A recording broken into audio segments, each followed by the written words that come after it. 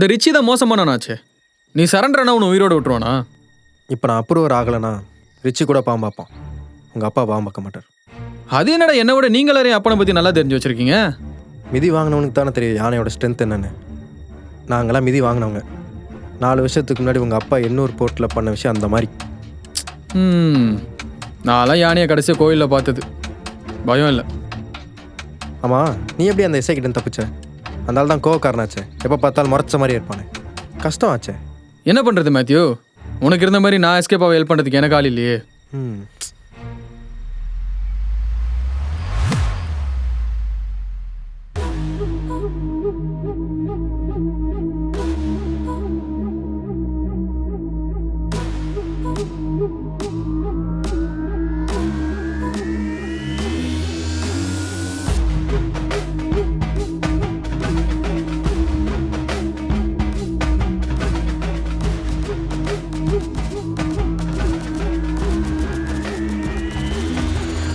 ரிச்சியோட ஆளுங்க.